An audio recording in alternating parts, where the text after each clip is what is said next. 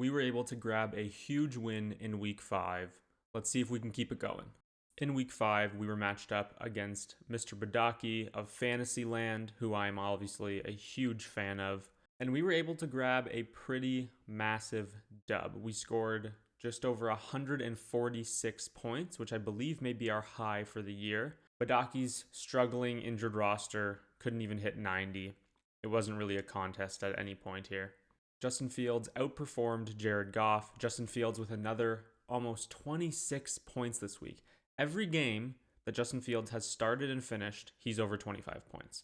It's that one Bills game in week 2 where he was terrible. Every other game, I don't care that it was garbage time. If the Jets are going to keep losing and they're going to have to keep throwing the ball late in the game, he's going to keep getting garbage time points.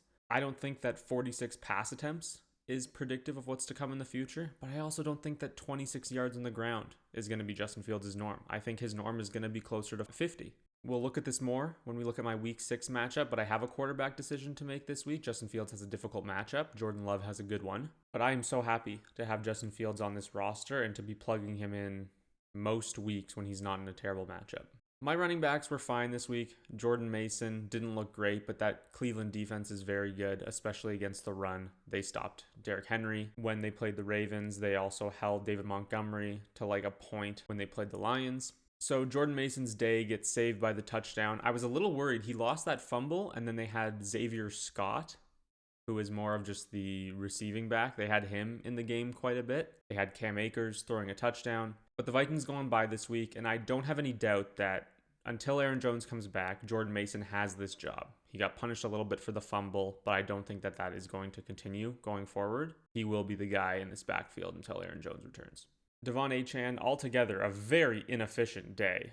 The Dolphins obviously blow that lead to the Panthers. They lose. Mike McDaniel looks like the most likely coach to be fired here in the early season.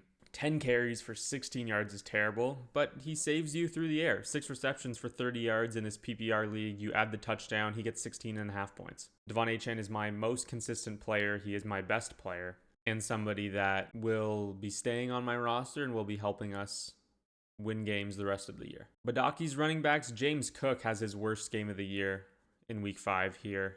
Just a tough one on Sunday night against the Patriots. James Cook is going to be really good in those games where the Bills are winning and they can sort of salt the game away. Here, he doesn't get involved as a receiver at all. 15 carries for 49 yards. The Bills just didn't look great on Sunday night, and that obviously contributed to our big margin of victory this week. Chase Brown with his best game since Joe Burrow's been missing, but not enough to overcome what we put up. At my wide receiver slots, Nico Collins and Keenan Allen.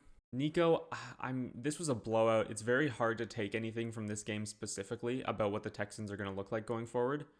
Nico has a fine day because he ends up catching the touchdown. But again, I say this every week in these videos that I'm worried about this Texans offense. And the Ravens are really struggling on defense right now. They're missing like 4 All-Pros. I really need to see the Texans look good against a competent defense and Nico to have a good game against a competent defense before I can have any more confidence in him, where right now it's pretty low. He's on bye in week 6, so we'll be without him for a week. Hopefully the Texans can spend that time sort of figuring out how to get him more involved in this offense. Keenan Allen, whatever, ends up with 10 points, 5 for 58. Badaki's receivers pretty much matched mine. And tight end was an absolute snooze fest. Hunter Henry with 6.5 points on Sunday night, 2 for 46. Zach Ertz lays a goose egg for Badaki, not what he needed in this matchup at all. Moving over to my flexes is where we really had some shiners. J.K. Dobbins takes back the entire backfield. R.J. Harvey hardly involved in this game, a little bit as a receiver, but J.K. Dobbins, 20 carries, 79 yards, and a touchdown. Sean Payton is an old school coach, and the Broncos are a good team, and they're going to continue to win games. And he's not just going to put R.J. Harvey in there because he's a rookie and he might have more explosiveness. As of now, he really trusts J.K. Dobbins. And so we're waiting for the R.J. Harvey takeover, but I feel like I'm just going to keep riding this J.K. Dobbins work right now. Nobody wants to trade for him because everybody thinks that Harvey's going to take over eventually. So I'm just going to keep him, keep getting these points, keep getting the vast majority of the work on the ground for this team, and hopefully he keeps coming in with the touchdowns. Debo, who might be my wide receiver 1, 8 for 96 and a touchdown. Obviously, the Commanders are up 10 points with a minute left in the fourth quarter and they throw another touchdown and Debo catches it. It's garbage time. But with Terry out and Jaden Daniels back, he's like a top 12 play every week. That's a massive value that I grabbed in the draft, and he is really lifting my team up with all the injuries that we've had. Badaki has the double Broncos in his flex, which was just so unfortunate that that's who he had to play this week, but what are you going to do? My kicker got hurt, and he's out for the year, so we had to pick somebody else up. And the Colts defense was great. I said that Geno likes to turn the ball over, and he did it twice. 2 picks. They blocked a punt or a kick, only allowed 6 points, 4 sacks, 17 points. Big call that paid off there. Obviously, not a lot of this matters. It wasn't a close matchup. We didn't need all these high scores, but it's encouraging to make some good decisions. On the bench, obviously, Ricky Pearsall ended up being out, so we didn't really have a start-sit decision to make. But I want to talk about Darren Waller. He has looked really, really good. Obviously, the 2 touchdowns in his first game on Monday night against the Jets in week 4. And this week, 5 for 78 and a touchdown. He's getting more and more involved. They lose Tyreek Hill. Mike McDaniel loved using Jonnu as a big piece of that offense last year. I really believe in Darren Waller and him being a fantasy asset in 2025. And so I'm probably going to be relying on him next week because it doesn't look like George Kittle is going to be back in week 6. And then beyond that, hopefully he can end up being a trade piece for me that I can move on to somebody to upgrade at another spot once I do have Kittle back in the starting lineup. We really crushed it in week 5. I'm really excited about the team going forward. Let's check out what went on the waiver wire this week. Now, obviously, the biggest news in relation to the waiver wire this week is Omarion Hampton going on the IR with that ankle injury. Now, this is a weird one because nobody really knows who the lead back is going to be in that backfield. You got Hassan Haskins and Kamani Vidal. Because of the uncertainty, I don't want to drop a ton of fab on a potential starting running back who isn't very talented in a pass-heavy offense when I know that the starter is coming back eventually. If Hampton was out for the season, okay, yeah, I need to go after one of these guys pretty hard. I need to plant my flag somewhere and hope that it works out. But you look here, and Sal spends $37 on Hassan Haskins. Bush spends $29 on Kamani Vidal. These are guys that are potentially going to be playable names. It's not a guarantee that you're going to be able to put them in your lineup for minimum 4 weeks. That's just not a bet that I like to make. And so I didn't bid a ton. I think I put 8 on Haskins and 5 on Vidal, just in case. And then the next guy, and I don't understand this one at all, is Avery spending $24 on DeMarcado, who fumbled at the goal line, did the thing that you should never do, that everybody gets clowned for doing every year, whether it's Malachi Corley or Adonai Mitchell last week. Like, this guy could get cut, and Avery spent $24 on him. I think the other bid was like less than 5. He obviously lost Hampton, so maybe got a little desperate. We got some people adding defenses. Now, my main move of the week here was dropping Brashard Smith, who was a little involved on Monday night. He's a good stash, but I need Kendrick Bourne here. I'm in a situation where I have 2 starters on bye. I have 2 other starters that are hurt and may not be playing in week 6. One of them being Ricky Pearsall. Now, Ricky Pearsall being out makes Kendrick Bourne better. So I might have to start Kendrick Bourne this week. And so picking him up for $1 when he had a great game on Thursday night last week. They're playing the Tampa Bay Buccaneers, who are a little beat up on the defensive side of the ball. Seattle just put up 35 on them. I hope I don't have to start Kendrick Bourne, but $1 for my fail-safe, break glass in case of emergency type of play, I'm happy with that. We have a bunch of other random irrelevant moves here, and then I added the Niners kicker, who hasn't missed a field goal yet. He missed an extra point in his first game. Nobody cares about kickers, but Shanahan tends to be pretty conservative when it comes to 4th down decisions. Most of the time, he's going to kick the field goal, so hopefully we get some points out of him. That's it for the waiver wire. Let's look ahead to week 6. In week 6, we are matched up against Sal Vetri, who is now, with Mason's loss, number 1 in the league. It's going to be a tough matchup. Allow me to walk us through it. Starting at the quarterback position, he has Justin Herbert. He also has Brock Purdy. I imagine he'll be starting Justin Herbert. Against the Dolphins defense, I really don't know what to expect here. Hassan Haskins and Kamani Vidal could run all over them, or they could be really pass heavy here and Herbert could have a huge game. Now, I hope it's the former, but if not, I do believe that we can be in a position to match him. I have 2 options here. Currently, Justin Fields is in my lineup. Now, the Broncos are a difficult matchup for quarterbacks. Justin Fields, while putting up a lot of fantasy points, has not looked great. And I think that this could be similar to the Bills game where he doesn't look good, the offense is bad, and he doesn't put up a lot of points. My other option currently sitting on the bench is Jordan Love against the Bengals. This is a much better matchup, but it is obviously a quarterback who I do not believe is capable of as many points as Justin Fields is on a weekly basis. I am obviously going to play the matchups though. Jordan Love is against the Bengals, who I just got the notification 2 minutes ago are trading for Joe Flacco. Holy shit, the Bengals are trading for Joe Flacco.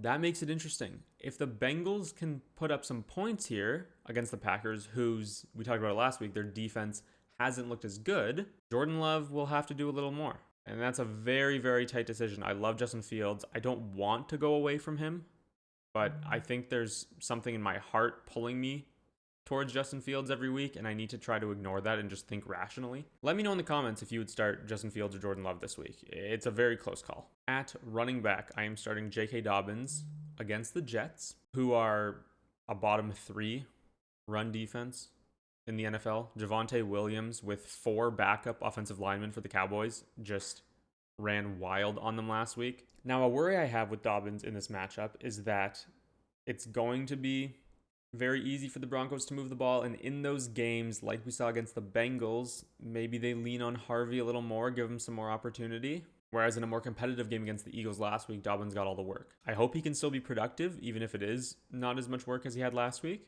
Dobbins so far this season has been so incredibly consistent. 14 points, 15 points, 15, 11, 15. It looks like he is just going to put up that steady 10 to 15 point stat line, which you need those guys in your lineup. Not everything can be boom or bust. Devon Achane is a lock in my lineup, obviously. The Dolphins are probably going to be down in this game, have to throw the ball, hopefully PPR machine this week. Now, I need these two to come through for me because we are coming up against the most intimidating running back room in fantasy football right now. It's hard to get much scarier than Christian McCaffrey and Jonathan Taylor. Christian McCaffrey, every matchup is a plus matchup. He's against the Bucks. And Jonathan Taylor against the Cardinals. If these guys could combine for less than 50, I would call that a win. Now, it's perfectly feasible that they combine for 70 plus. And in that case, we would really have to have a big week to be able to pull this out. Moving over to the wide receivers. Now, on my side, there is a lot in flux here. We have Ricky Pearsall. Didn't play on Thursday night. He's questionable for week 6. Keenan Allen, with the bye weeks and injuries, will be in my lineup. Debo, auto play Monday night against the Bears. He's in the lineup. Mike Evans. I don't have any information yet for this week. It did not seem promising coming into week 5 that he would be available in week 6. I think it's going to be another week until we get Mike Evans back at least. And so we have some interesting flex decisions to be made this week. Sal has Chris Olave and George Pickens in his wide receiver slots.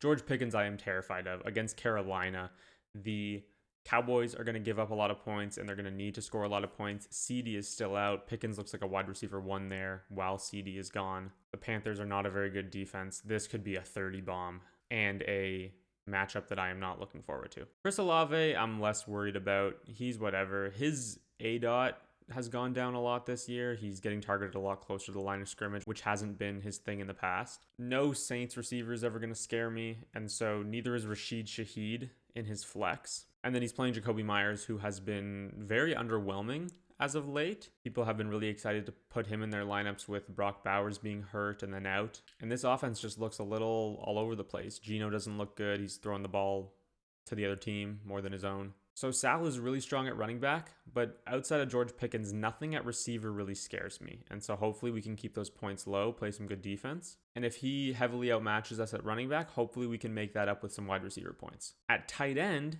Sal is playing Trey McBride, who is obviously great. He hasn't really returned value on the 3rd round pick price that Sal paid as of yet, but any game he can go for 10 for 100 and a touchdown. I do have Darren Waller, Jonnu 2.0, in my starting tight end slot right now, and that's a statement. He is the starter. Hunter Henry is the backup until George Kittle comes back. I'm really excited about Darren Waller. I think that he is going to continue to be utilized in this offense. He's a huge red zone target, and I genuinely could see a scenario in which he has a similar season to Jonnu last year. Now, Hunter Henry is the backup, but he may have to be flexed this week. If Mike Evans doesn't play the current choice is Hunter Henry versus Kendrick Bourne. Now, if Ricky Pearsall is out, I'll have to start both of them, which is obviously far from ideal. But last night before waivers ran, I was looking at the wire and I'm thinking, none of these guys, Rashad Bateman or Calvin Austin, I would just rather start Hunter Henry. He has a 20-point game in him. He scored 29 a few weeks ago. Drake May looks good. The Patriots offense looks capable. They're playing the Saints, who aren't a great defense. Hunter Henry probably ends up in my starting lineup this week, along with Darren Waller.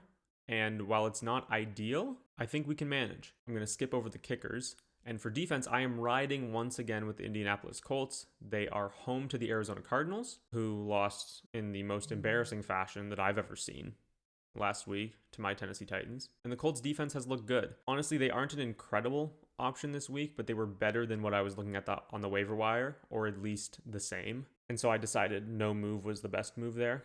Sal's playing the Rams against Baltimore with Cooper Rush. That offense looks terrible. The Rams defense is good. Hopefully that's just like a low event game and the Rams will probably hold them to like 10 points or something, but I'm hoping for no takeaways, few sacks, that kind of thing.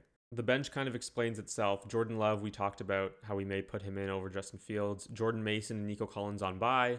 Mike Evans probably hurt. And then Kendrick Bourne, who, if Ricky Pearsall plays, will stay on the bench. If Ricky Pearsall doesn't play, he slots in for Ricky Pearsall. It's a pretty simple decision. And honestly, I'm happy to have it that way. I'd rather Pearsall be healthy, but if he's hurt, it makes for an easy swap. And sometimes in fantasy football, you just don't want to have to make so many decisions. I just want the decisions made for me. Don't make me pick and potentially be wrong. That feels terrible. Now, there's a few things of note on Sal's bench. Hassan Haskins, could he potentially put him in his starting lineup? Sure.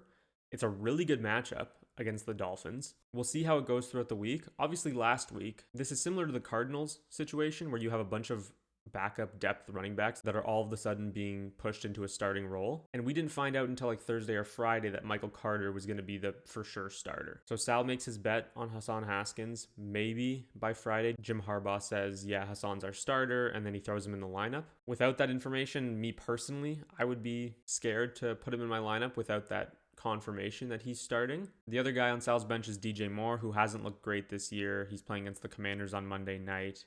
He's in that bucket with Olave, Jacoby, Shaheed, where I'm not really worried if I'm coming up against him. Now, we are currently a heavy underdog based on the sleeper projections.